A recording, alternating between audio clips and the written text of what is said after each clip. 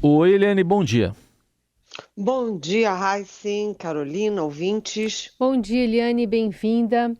Queria te ouvir um pouquinho sobre como é que as campanhas estão lidando com esse fator Douglas Garcia em relação ao ataque à jornalista Vera Magalhães. Ontem eu vi uma publicação até do deputado Eduardo Bolsonaro, aliás, que concorre, né, como deputado, como candidato a deputado por São Paulo nas eleições deste ano, dizendo que o Douglas merece desprezo, colocou na mesma seara, no mesmo cantinho determinado pelo Eduardo, né, a Joyce Hasselmann, Alexandre Frota, pessoas que traíram ali a candidatura, traíram o núcleo duro do governo e se ganharam, né, tentando se promover, se autopromover. Como é que como é que esse arranjo está sendo feito pelas campanhas aqui em São Paulo, pelo próprio Tarcísio, e também por parte do governo Bolsonaro e da campanha? Olha, Carolina, o que aconteceu foi o seguinte: é que está todo mundo tentando pedir desculpas e apagar esse incêndio. O entorno do presidente Jair Bolsonaro está se mobilizando para dizer: olha, não temos nada a ver com esse Douglas Garcia, isso aí é um horror. E nesses tweets do deputado Eduardo Bolsonaro, ele é um outro Eduardo Bolsonaro. Primeiro, até aqui, eu estou no Rio, né? E os colegas aqui, jornalistas no Rio, estavam discutindo: ué, será que foi uma invasão do Twitter do Eduardo Bolsonaro? Será que hackearam, então, escrevendo por ele? Aí começaram a pensar: não, não. Então foi alguém da campanha que fez o texto para ele, porque o texto está bem feitinho, não é aquele texto. Mas o fato é o seguinte, né? Quando eles rechaçam o Douglas Garcia dessa forma, eles esquecem que o Douglas Garcia apenas repetiu o que o próprio presidente da República falou para Vera Magalhães. São os mesmos argumentos, a questão do salário, ninguém tem nada a ver com o salário dela, né? Ela já explicou aquela história várias vezes, né? Já teve desmentido de tudo quanto é forma, e mesmo que ela ganhasse uma fortuna, sabe, ninguém tem nada a ver com isso. Paga quem quer, né? É um direito das pessoas receberem salário alto ou não, né? E eles atacam dessa forma e atacam grosseiramente, atacam da mesma forma que o presidente Jair Bolsonaro. Por que que o Eduardo Bolsonaro solta esses twitters se tentando se descolar do Douglas Garcia? Não é porque ele discorde do Douglas Garcia, porque discordar do Douglas Garcia é discordar do próprio pai. Eles fazem isso porque eles viram o estrago que esse tipo de comportamento do pai dele, né, do presidente Jair Bolsonaro, dos bolsonaristas, faz na própria campanha do Bolsonaro à reeleição. Então, é uma questão oportunista, é uma questão de, sabe, eleitoral, não é uma questão de convicção, né, da defesa da jornalista, da defesa da compostura e do decoro, né? Até porque tudo isso é o exemplo que vem de cima. Se o presidente ataca, os liderados por ele, o pessoal dele, se sente autorizado a agir da mesma forma. Agora, o curioso é que o próprio Bolsonaro não falou nada, né? Quem falou também, né, inclusive para mim ontem, foi o candidato deles ao governo de São Paulo, Tarcísio Gomes de Freitas, que telefonou para Vera, pediu desculpas, explicou que, olha, eu mal conheço esse sujeito e que o sujeito pediu credencial para entrar, era um deputado estadual e ele liberou sem imaginar o que fosse acontecer. Mas o fato é o seguinte: por que que eles todos se mobilizam assim? Por causa do estrago, porque tudo isso vai desenhando a personalidade do bolsonarismo, né? O sujeito lá em Foz do Iguaçu mata o petista na festa de aniversário, um petista que ele nunca tinha visto na vida, né? O outro mata a facadas um colega de trabalho porque era petista. Então eles têm uma discussão, o cara pega uma faca, mata e depois ainda queria cortar, decapitar a vítima a machadadas.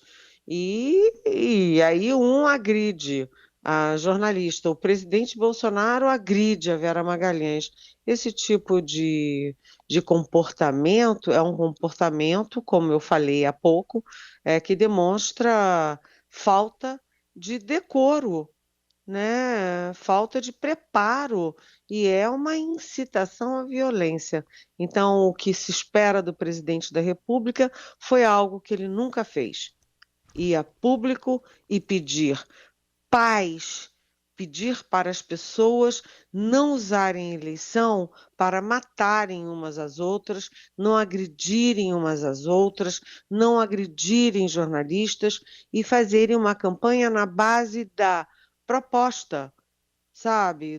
De mostrar o que cada um fez, o que cada um pretende fazer, com quem cada um caminha nessa jornada.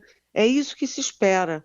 Mas o presidente da República não faz isso. Ao contrário, ele é a fonte desse tipo de violência. Aliás, ainda nesse contexto, saiu uma pesquisa, Eliane, do Repórteres Sem Fronteiras, mostrando os jornalistas mais atacados no Brasil. O que você nos conta sobre isso?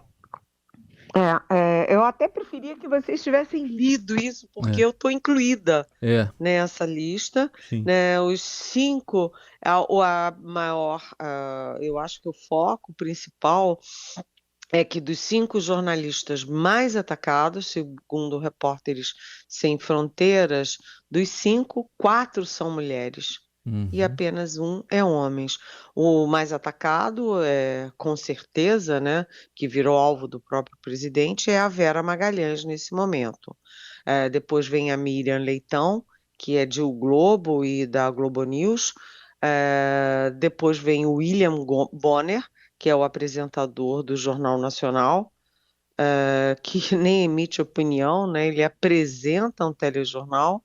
Depois a Andréa Sadi, que também é da TV da Globo News. E a quinta é essa locutora que vos fala. Sou eu, a quinta mais atacada pelos bolsonaristas e pelo Twitter em geral, porque eu queria lembrar também que esses ataques têm sido muito Virulentos, não? disparados, hã? Virulentos também, não? E disparados pelos bolsonaristas. Sim. Mas eu queria lembrar que esse método de fazer política e de ataques vem lá do PT.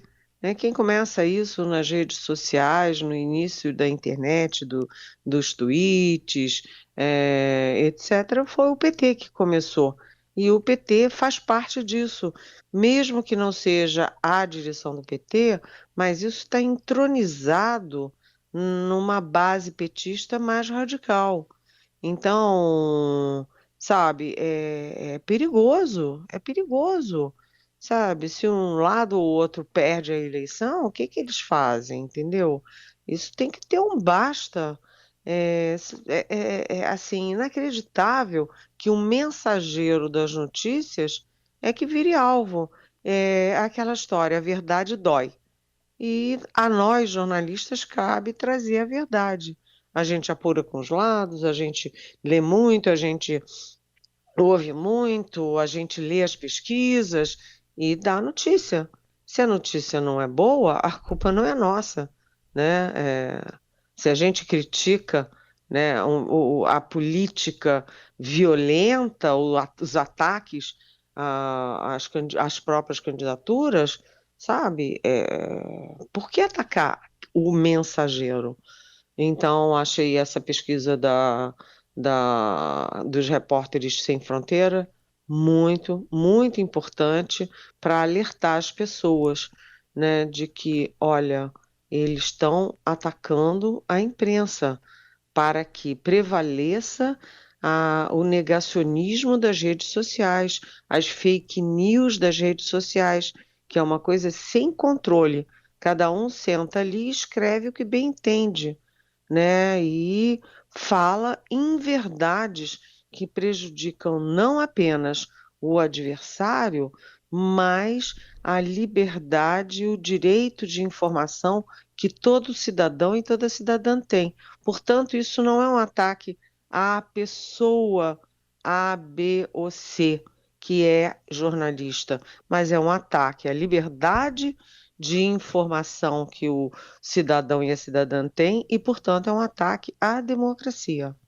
Eliane Cantanhede está conversando conosco. O assunto agora é a fome, a pobreza em relação às intenções de voto.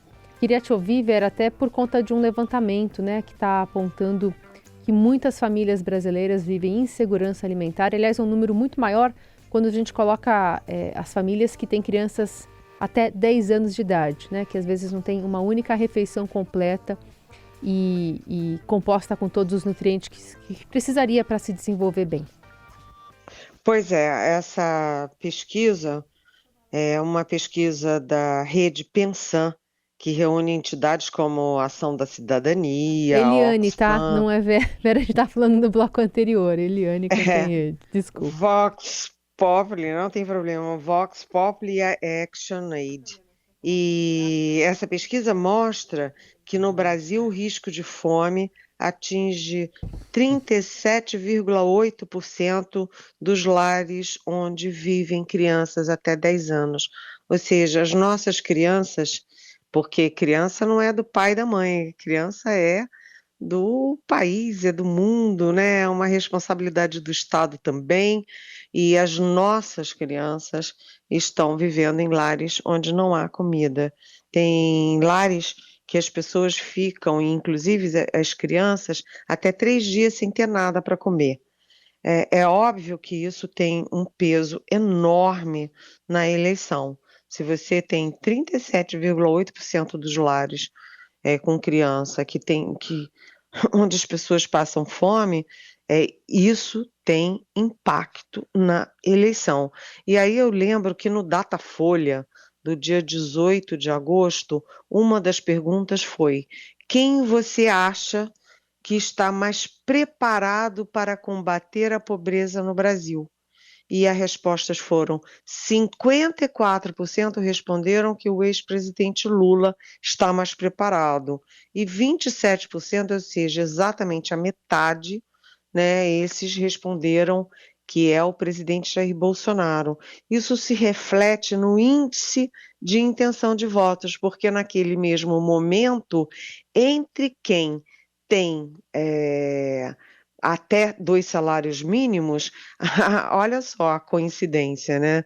56% apoiavam o ex-presidente Lula e 26% o presidente Jair Bolsonaro.